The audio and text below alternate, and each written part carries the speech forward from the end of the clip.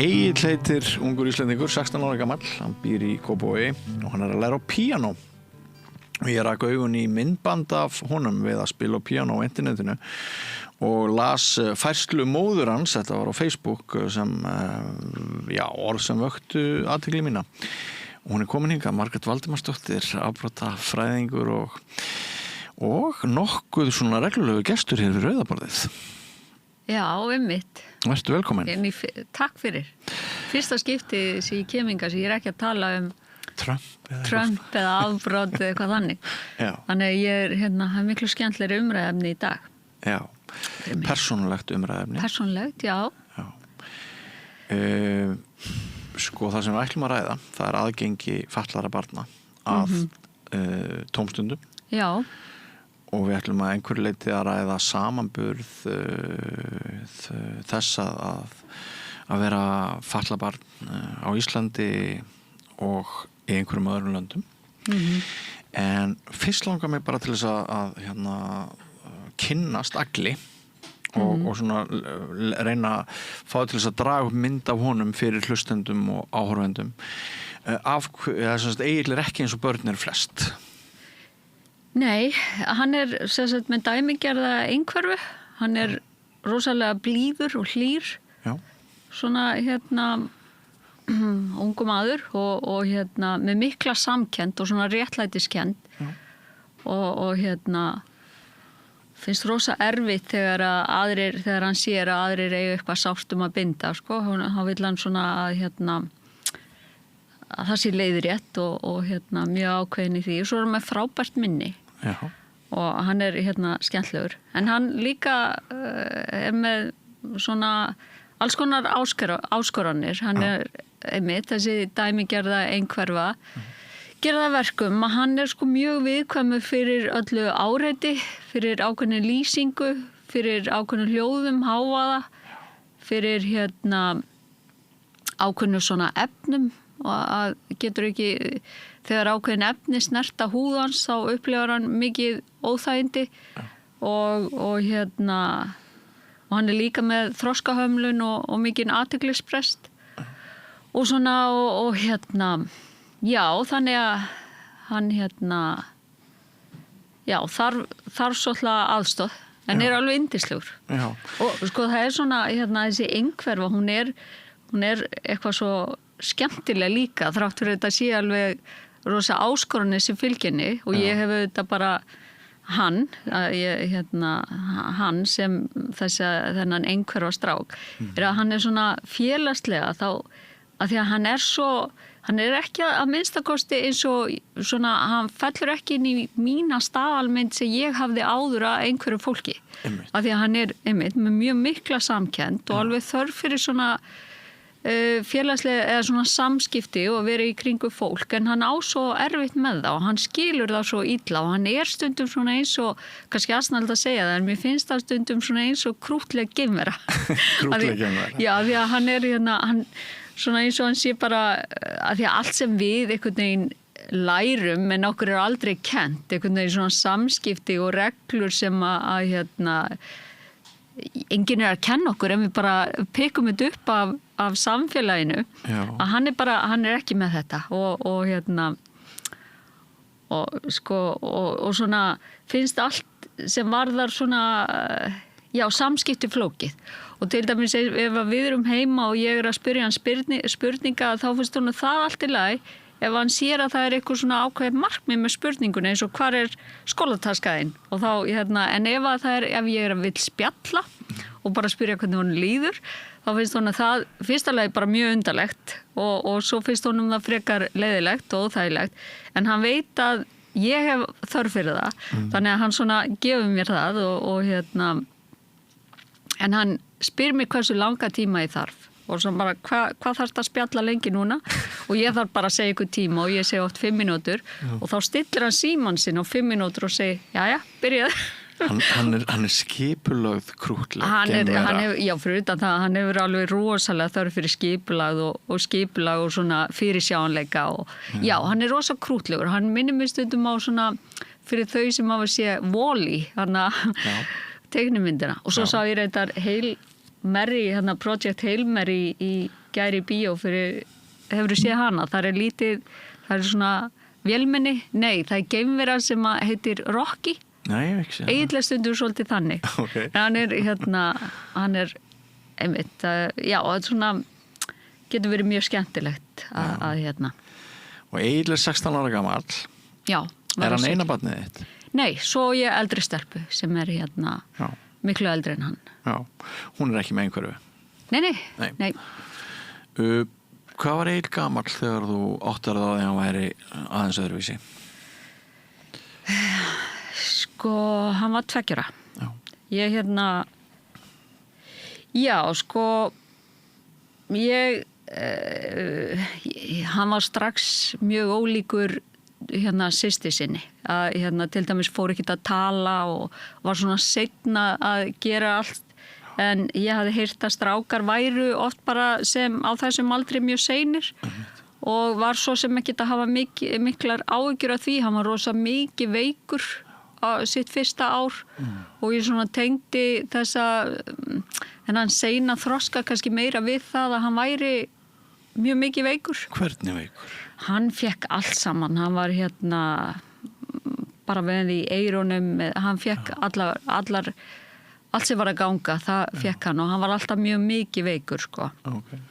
Og svo reyndar fekk hann rör í eyrun og það var tekin úr honum kirtlarnir og eftir þá allt það saman, þá hefur hann ekki orðið veikur síðan, sko. Þannig að hann hefur bara verið frískur núna síðan hann var eitthvað 3-4 ára. En síðan ég hafði ekki neitt grunum að það væri eitthvað að honum, en svo fluttum við til Bandaríkjanna og hann byrjaði þar á leikskóla þegar hann var 2 ára og hann var ekki búinn að vera á leikskóla þar nema í viku þegar okkur var bent á það að það væri skynsamlegt að fara með hann í einhvers konar greiningu. Og við tengdum ekki neitt við það og bentum leikskólakennarunum á að hann væri íslenskur, hann skildi ekki alveg ensku og það væri þess vegna sem hann væri ekki að svara þeim. Einmitt. En hún sagðist það verið leikskólakennari mjög lengi að þetta væri ekki, að hann skildi ekki tungumáli, að það væri eitthvað annað. Já. Og hann var komið með einhverfu greiningu 2 vikur seinna, þetta gerðist allt rosalega hratt. Það myndi ekki gera svona hratt hér? Nei, aldrei. Þetta var einhver ár eða misseri hér? Já, þannig að hann fekk strax greiningu. Já. Hvernig var þeir við? Það var bara, þetta svona kannski mögulega eitt stærsta, þetta var mikið áfall. Já. Það líka því að sko, þú veist, ég vissi ekki neitt einhverfu en bara það að vera allt í einu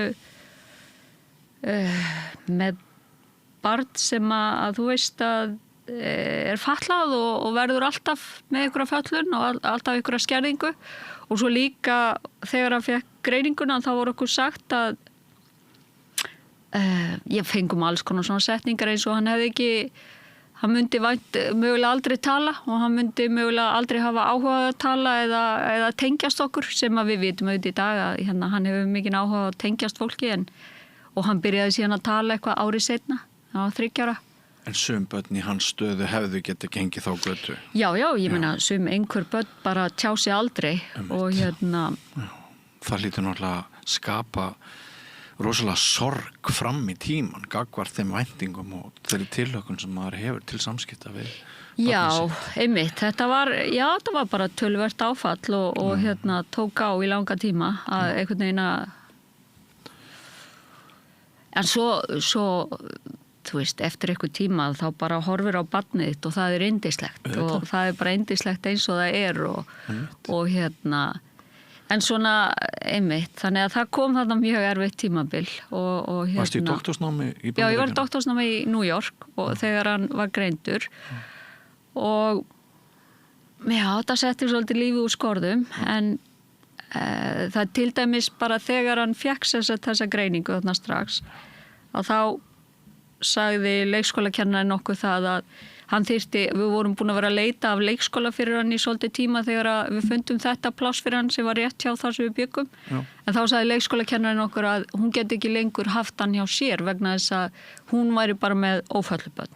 Þannig að þá kom aftur að því að leita leikskóla sem tæki við föllum börnum líka og sem við fundum síðan og svo já, það sko, ég veit það í dag en ég vissi það ekki þá að það var rosalega gæfa fyrir okkur að vera ekki á Íslandi, að vera í New York og þetta kemur fólki alltaf á óvart þegar ég segi frá því en það bara staðreynd að þetta náttúrulega, Bandaríkin eru risastór og þjónusta við fatlaði mjög mismunandi á milli fylkja en þetta eitthvað sem gert rosalega vel í New York fylki að það sko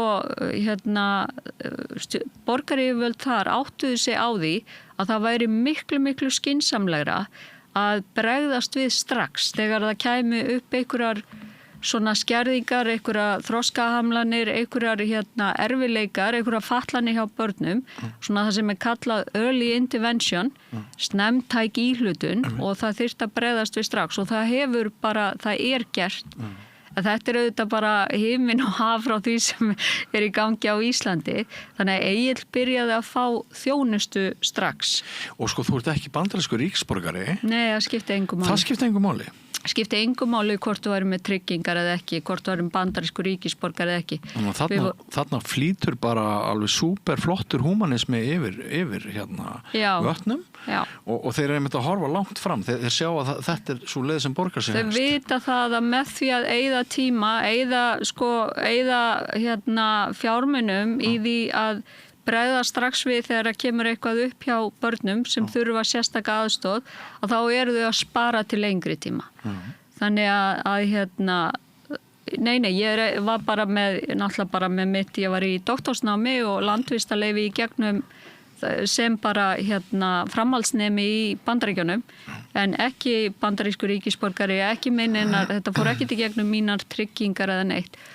Og hann byrjaði að fá talþjálfun strax, hann byrjaði að fá iðjuþjálfun, líkamsþjálfun, svona og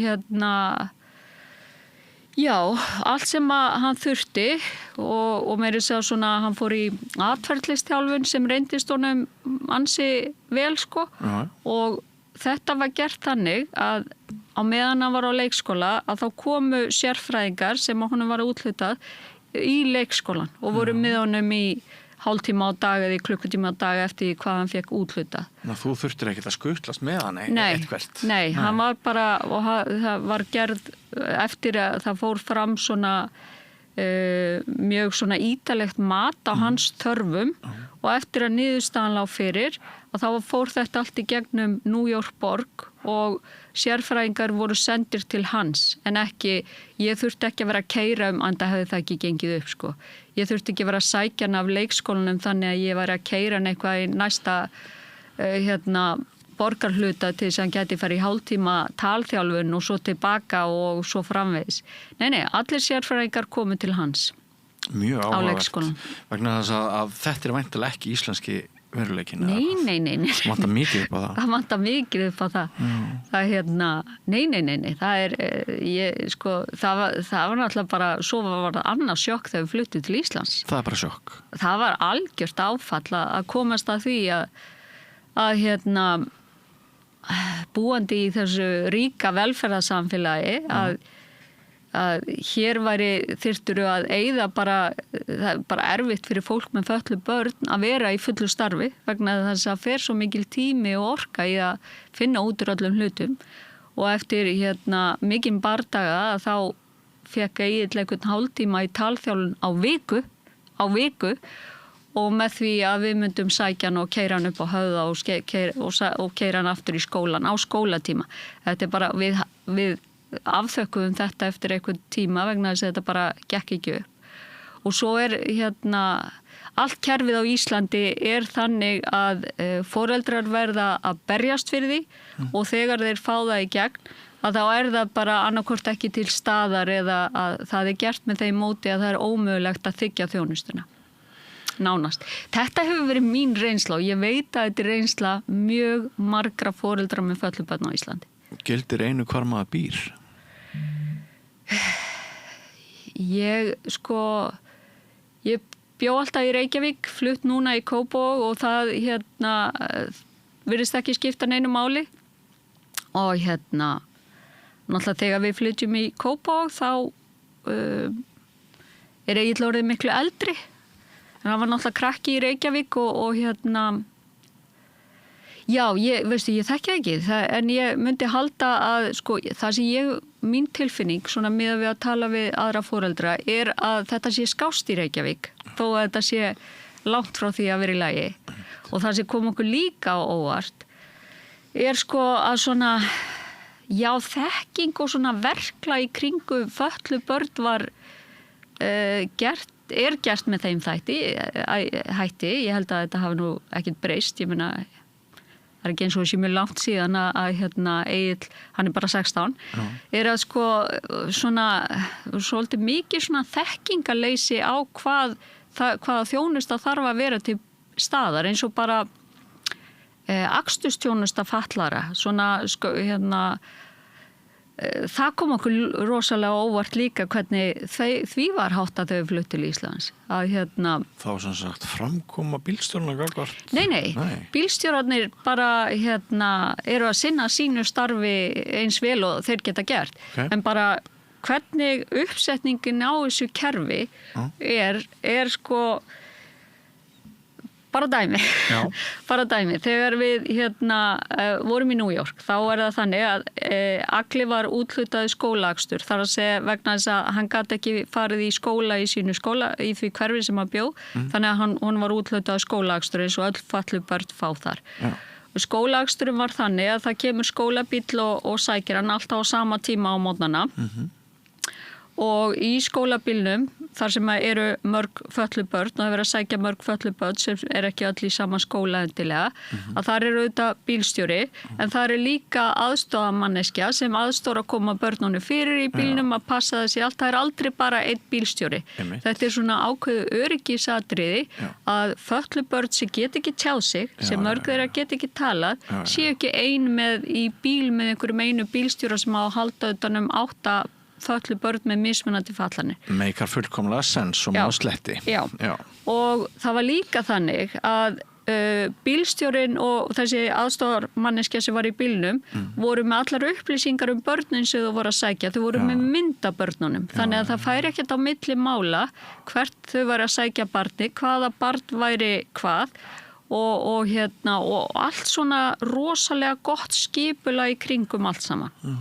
Þegar við komum til Íslands, þá auðvitað bara það einn bílstjóri og oft bara bílstjórin skólaaksturinn þannig eða akstursþjónusta fatlara þannig að það bara leigubíll að sækja barnið mitt. Einn leigubílstjóri sem ekki sérstaklega í þessari þjónustu, heldur bara það bara kallað leigubíll að sækja barnið mitt og bílstjórin sem einn og hefur enga aðstoð, hefur ekki hugmynd hvaða barnan að sækja.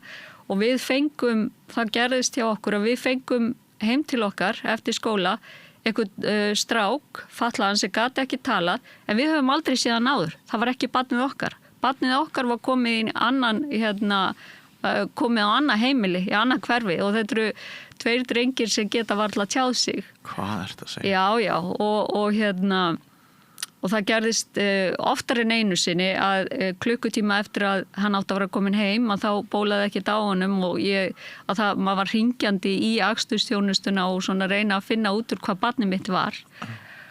Og bara alls konar svona og við reyndum nú að eyða svolítið tíma og orku í að benda borgin á að það væri margt sem að þau þyrftu að gera betur í þessum málum og það var svona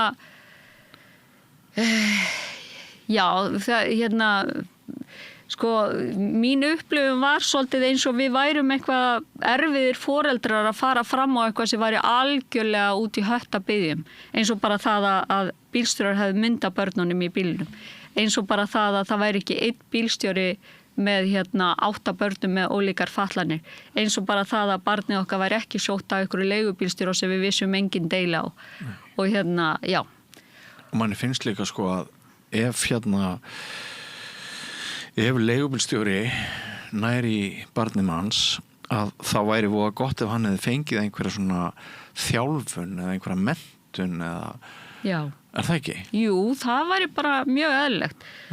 Það var eins og þessi akstursþjónustu út í Bandaríkjunum, þá held ég að bílstjórarnir sjálfur hafa bara verið bílstjórar en þá var manneskjan sem var í bílnum með bílstjórnum hún hafi verið þjálfuð til þess að svona sinna þessum krökkum. Það var bara litið á þessum vesensmannesku þegar þú varst að færa athugasemdir þínar í tal. Já, það var Við já. hvað að eiga? Hvaða embætti innan borgarinnar? Þetta var, hvað heitir nú þetta svið? Skólaþjónusta? Já, alls ekki skólaþjónusta, ég bara man það ekki. Nei. Ég bara hreinlega man það ekki. Nei. En svo, sko, já, einmitt. En svo annað því að tala svona verklag í kringum þessi börn. Og það var annað sem ég upplifði líka, sem ég held að sé mjög mikilvægt. Sem bara mín reynsla sem móðir. Ég sko þegar það sem við áttuðum okkur á, þegar við vorum úti í Bandaríkjunum og að sko öll svona, allt verklag, öll vinna í kringum fötluð börn var einhvern veginn uppsett og skipulögð þannig að það væri algjörlega meðvitund það að þessi börn væru sérstaklega viðkvæmur hópur og þeim væri hægt, af því að þetta væri börn sem ættu til dæmis bara með að tjá sig, að þá væri þeim hægt við alls konar misnotkun. Og þess vegna voru alls konar reglur, bara ákveðna reglur sem öllum sem unnum með þessum börnum bara fara eftir til þess að koma í veg fyrir alls konar misnotkun.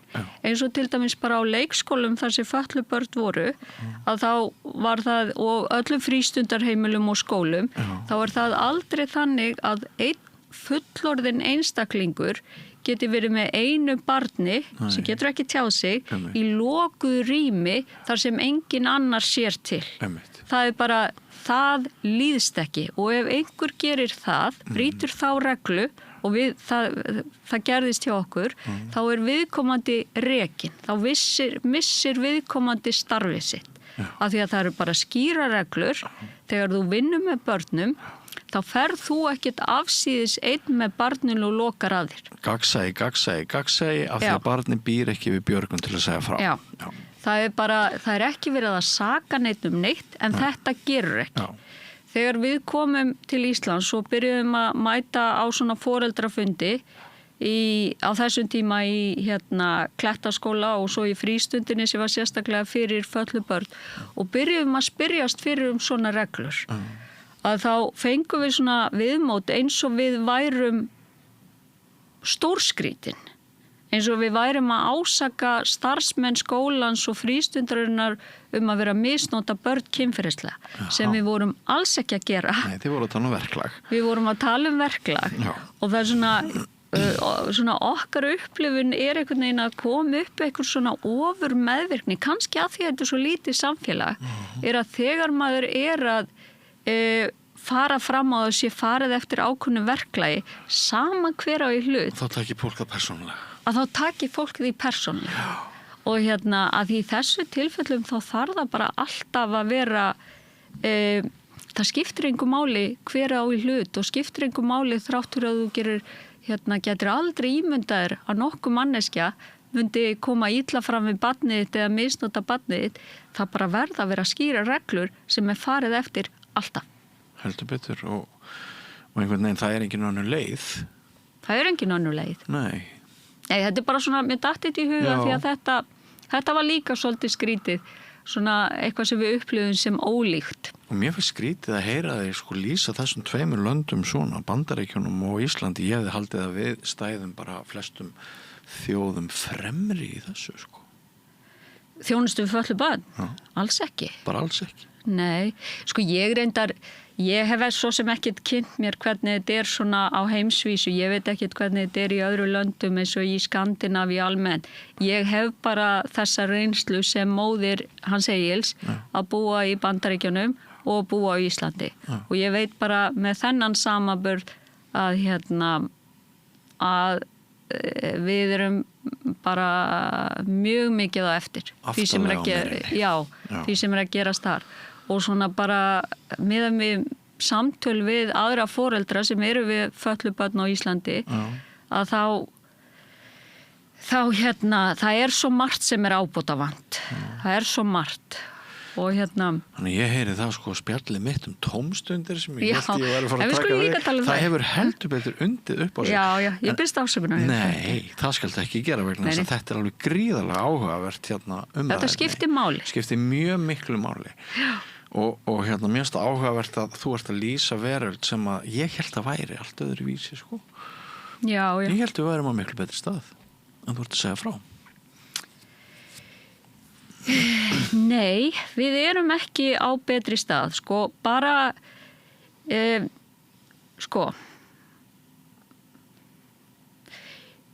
bara svona svo ég taki mjög skýrt dæmi og ég auðvitað að tala bara mína reynslu og það má vel vera að aðrir foreldrar hafi aðra reynslu, ég bara að tala mína reynslu að ég sko að eins og til dæmis með talþjálfun sem Egill hefur alltaf þurft svo mikið á að halda.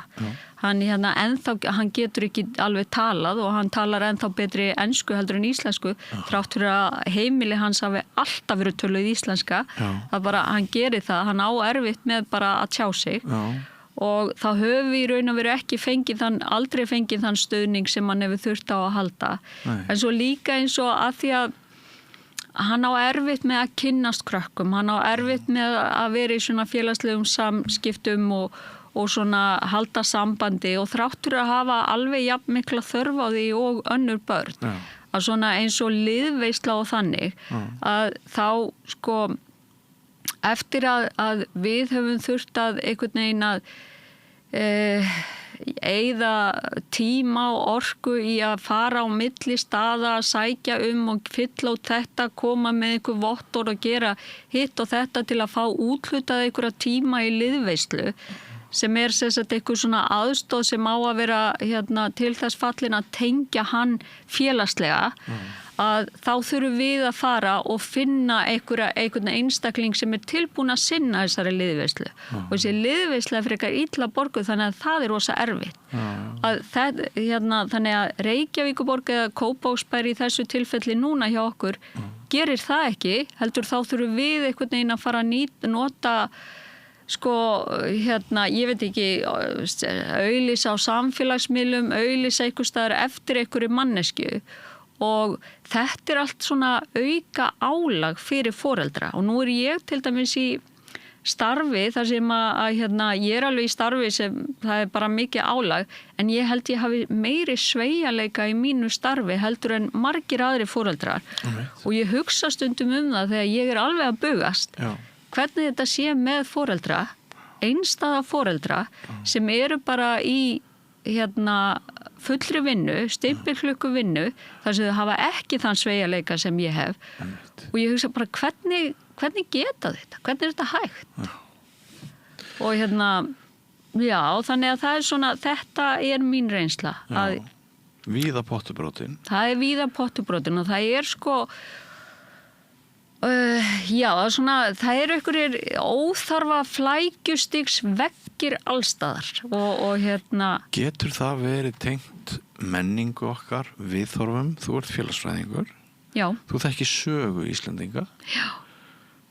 Heldur þetta sé menningar sín að henni stóru og sterku sem leggja fram þessi öndvegi og henni með mæta afgangi? Það hefur ekki verið komið mjög vel fram við þá sem voru á eftir hér í þessi 1100 ára eða hvað þetta síðan. Nei. Svona þegar maður kynni sér heimildir aftur í tíman. Já.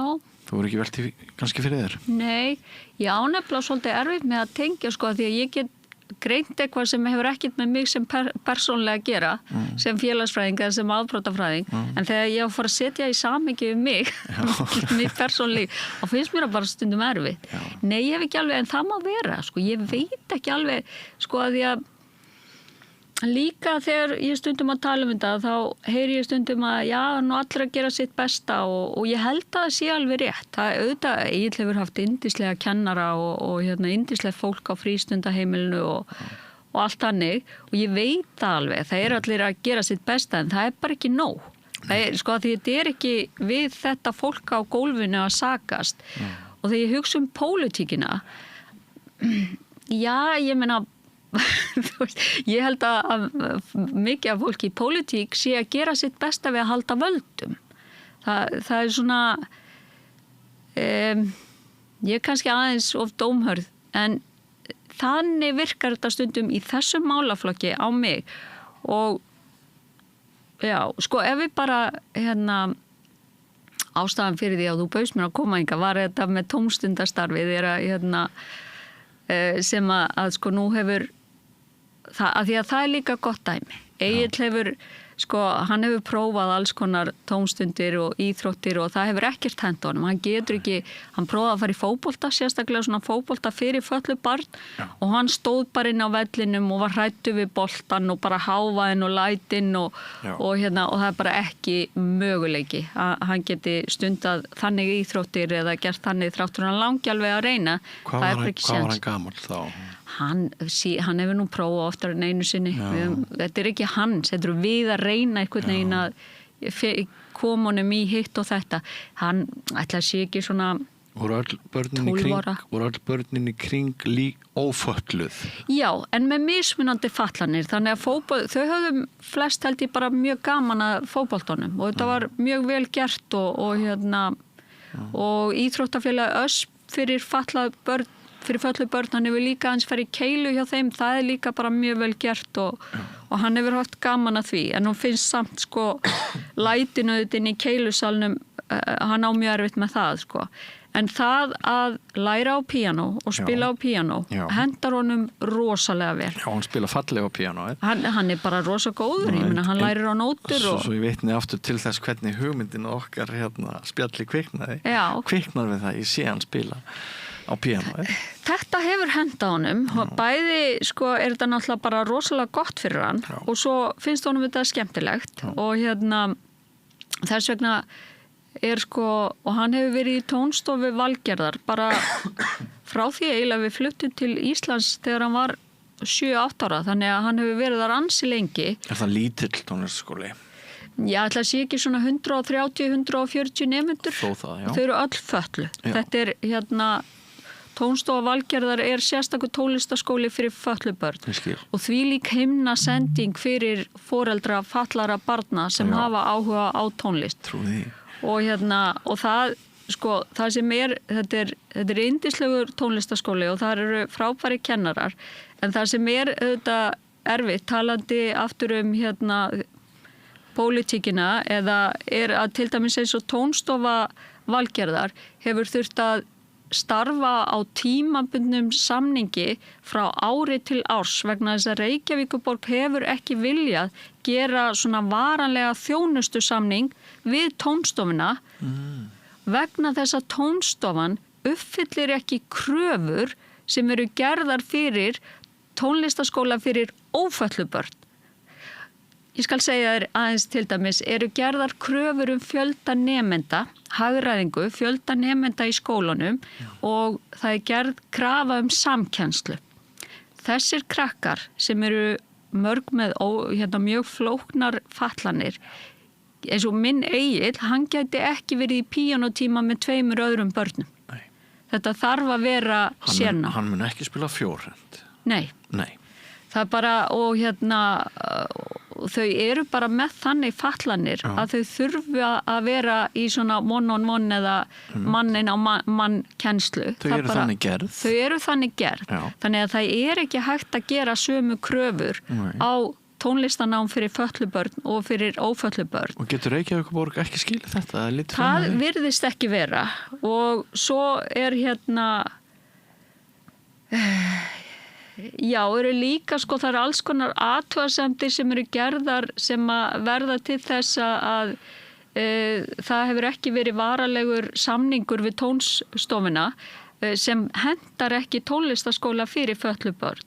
Og til dæmis hefur Tónstofa Valgerðar ekki fengið neitt stuðning eða styrk úr jöfnunarsjóði sveitafélagana vegna þess að sko þar er gerð krafa til dæmis að nemendur fari á næsta námstig, taki ákveðin svona áfangapróf og þessi nemendur geta það bara ekkert flest. Þau eru bara mörg hver með þannig þroskahamlanir og fallanir að þau get ekki verið að taka þessi áfangapróf. Þetta segir sig allt sjálft. Þetta segir þetta sig sjálft, en það er samt þess vegna. Eitthvað svona computer says no. Já, Þetta er náttúrulega bara, þetta er skóla- og frístundasvið Reykjavíkurborgar sem hefur ekki gert varanlega samning við Tónstofu Valgerðar og ég veit að hún hefur. Á hverju bitnar það að það er aldrei gerður langtíma samningur? Þetta bitnar auðvitað á börnunum. Þetta bitnar á börnunum sem eru í óvissu með því að hvort að þau geta haldið áfram með sitt tónlistanám á hverju vori kemur upp óvissa hvort að þau geta haldið áfram næsta haust og fyrir utan álagi sem þetta býr til fyrir tónlistakennarana að vita hvort að það sé áframhaldandi starf í gangi næsta haust.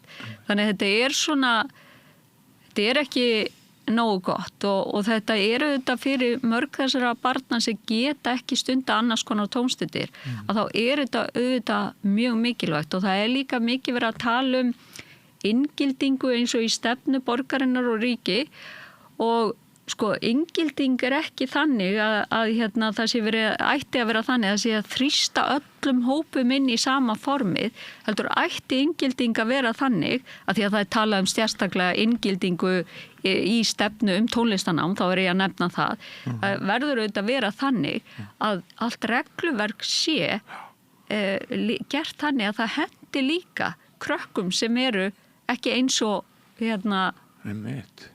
öll hinn eða sem er eitthvað öðruvísi. Þetta segir sig að mestu leyti sjálft. Já, en þetta er samt ég veit að Valgerður hefur farið á okkur að fundi hjá barna- og menntamálaráðherrum fyrrverandi, ég held ekki núverandi, reynd og farið á alls konar fundi til þess að því að hún heldur áfram að leyfa nemendum að koma þráttur að ná 18 ára aldri. Já. Og ég ætlaði að spyrja út í það. Já, og það eru nemendur hjá henni, þessir eldri nemendur mæta yfirleitt á daginn en yngri nemendur mæta eftir skólatíma. Já. Og þannig að hún hefur reynt að fá stuðning frá ríkinu fyrir eldri nemendur, það hefur ekki gengið. Það hefur ekki gengið? Nei, það hefur ekki gengið. Þannig að þetta er svona. Já, ég er búin að sjá svona þessi bréf sem hún hefur verið að senda á eins og á Reykjavíkurborg og á ráðherra og svona svörin sem hún hefur fengið. Þannig að þetta er ekki nógu gott að því að það skiptir svo miklu máli. Ef við erum að hugsa framtíðina hjá þessum krökkum að þau fái þann stuðning sem þau þurfa núna. Já. Að þá eru þau miklu líklegri til þess að geta verið sjálfstæð þegar þau síðan koma á fullorðinsaldur. Já. Ef við höldum okkur aðeins við sértæka núna, förum úr þessu almenna sem við höfum svolítið verið að ræða og við bara ræðum Egil sérstaklega. Hvað er langt síðan hann byrjaði að spila píanó, læra píanó? Hann er 16 ára í dag. Hvað var hann verið mörg ári í þessu? 12 ár. Já. Og myndirðu segja að þetta væri það áhugamál sem að hefði gefið honum hvað mest sem hann hefði stundað? Já, ég held það. Já. Það er líklega það sem hefur gefið honum mest Og æfir hann á fyrra bræði eða þarf þetta að halda honum við æfingar? Nei, ég þarf að halda honum við æfingar. Það er bara. Hlustar hann á músík? Já, mjög mikið. Og hlustar hann öðruvís á músík eftir hann byrjaði að spila píanó? Hann byrjaði svo ungur, hann hlustar alveg á alls konar músík, En hann hefur mjög gaman að því. Og þú finnur það alveg að hamingjans er að einhverju leyti tengt þessari tónstundaðiðkunan. Já, alveg hreint. Og líka bara því að þetta er svona, þetta er athöfn og þetta er svona, hann lærir þarna að hann þarf að koma heim og hann þarf að æfa. Já. Og hann þarf að spila á tónleikum. Já. Hann þarf að gera, hafa eitthvað svona fyrir að stefna það. Og fylgir því stolt þegar hann hefur spilað á tónleikum? Já. Mjög mikið. Umbun? Já, honum finnst þetta bara Fær hann ís eða eitthvað? Já, hann það er Verðlaun? Já, hann fær kók.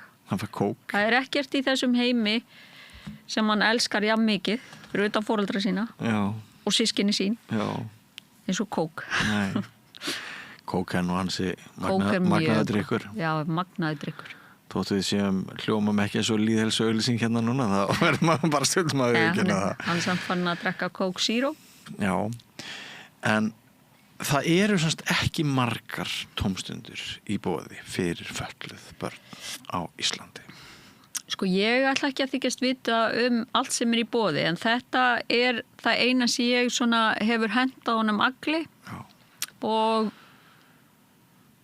svona sem ég veit sko, það má vel vera að sé eitthvað sem ég bara hef ekki hugmynd Og ekki sjálfgefið að hvert og eitt fatlað barn finni einmitt tómstund við hæfi.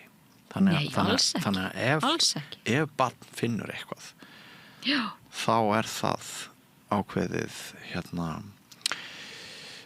þá það eitthvað sem að náttúrulega svo mikilvægt að halda í. Já, mjög mikilvægt.